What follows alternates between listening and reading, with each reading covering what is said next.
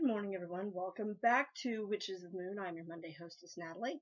This week's topic is tonal alchemy. Now, I'm not going to lie to you guys. When this topic was first proposed at the end of last season, I had never heard of tonal alchemy as a term. And when I tried to research the topic, I kept getting somebody's musical album, which is entitled Tonal Alchemy. So I had to rely on my understanding of the terms tonal and alchemy to draw a conclusion and to give me new venues of digging in and doing research.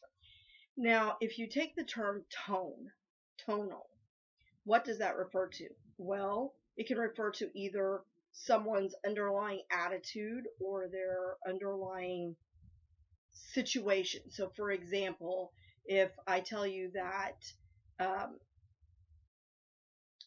my daughter's tone was very disrespectful. In other words, the sound of her voice, something in the pitch and tone of her voice was giving off something that indicated to me she was being disrespectful, okay? So when you think about setting the mood or the tone, right? You're going to have a nice candlelight dinner, so you've got some soft like jazz music or maybe some Barry White playing in the background. You're trying to create a certain environment, and that's exactly what tonal alchemy is. Alchemy refers to the transmutation of one thing into another.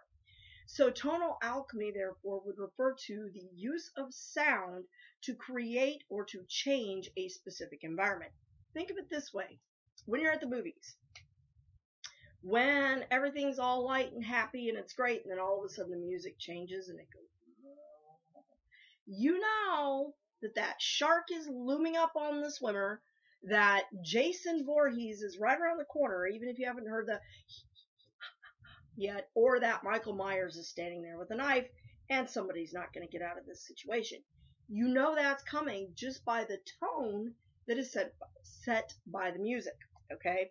So music, of course, has a very powerful effect on the human brain and the human body. This is why band and orchestra and all of those music classes, choir, all of that, are actually very, very important, because music has its basis in the universal language that is mathematics. As much as I hate math, I love music. I was in choir, I was in band. I love music. It is my life. I listen to music all the time. And music, we know, stimulates certain parts of the brain, and certain types of music stimulate different parts of the brain. We also know that sound and everything works on a vibrational energy through the medium of air, okay? So you can use items like singing bowls to create or to change, to transmute that environment into something that's going to be more healthy or helpful.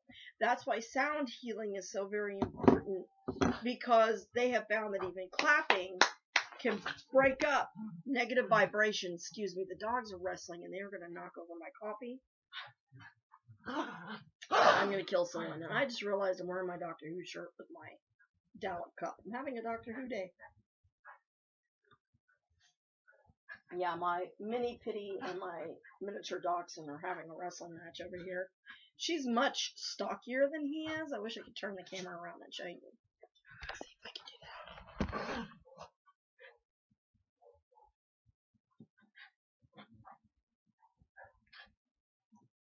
Yeah. So I'm dealing with that in the background. Sorry about that, guys. Anyhow. Pinto. Please.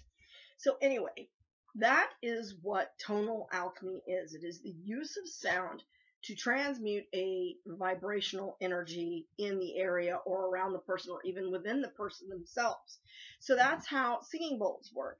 They vibrate at a certain frequency to correspond to the various different energy centers within the body, known as chakras, and they will help kind of clear or change that tone, set it to a level that is more within normal limits, or there goes the speech side of me, within normal limits. Anyhow, that is what tonal alchemy is. It is the use of sound to change or create a specific vibrational or tonal environment. Sorry, they are moving the table, so now it's moving the camera. Anyhow, so that is the basis of any form of sound healing. So the use of symbols to help clear and create a sacred space. The use of singing bowls, whether that is to clear and create a sacred space or to heal. Sound healing and color healing, very important. I don't think we talked about color healing last week at all. Somebody else may have covered that. I haven't had a chance to watch everybody's videos yet, so no spoilers, please.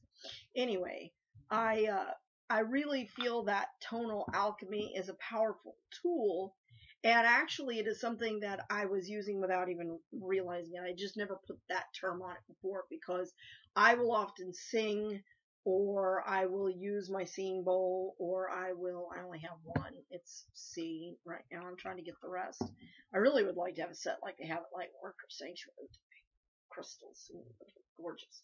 But I'd like to get a complete set at some point. They're a little on the pricey.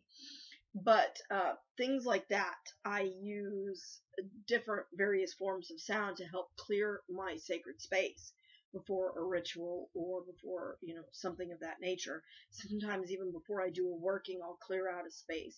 And not only do I smudge the area with some sort of incense or sage or something like that, but I also use sound, because smell carries one frequency, sounds are on others, and so it helps to use multiple forms of clearing.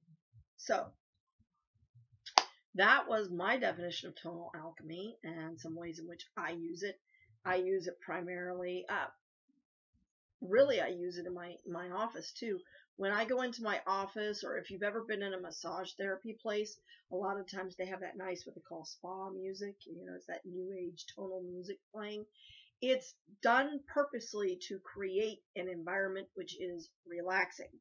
So when I do that in my office, when I go to my office, I have a Bluetooth speaker that connects to my phone or a radio, and I will connect it, and I will have that music floating throughout the office to help calm, especially when I'm working with kids. And if it's a kid that I know is going to be super hyper, I will often do that, because I have found that and the use of my salt lamp actually help to tone the child down and make their behavior a little more conducive to working on the goals that I need them to work on.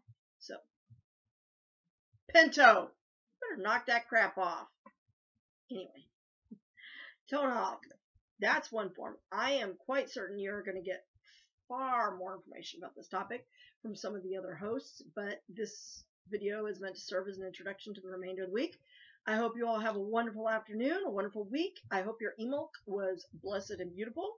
If you haven't celebrated yet, or if you're one of those who sees it as a season and continuously celebrate, well then, happy Emilk to you. I hope you all have a wonderful spring, it's spring, we're going into spring. Plant those seeds and bring your manifestations to fruition. Thank you so much. Blessed be.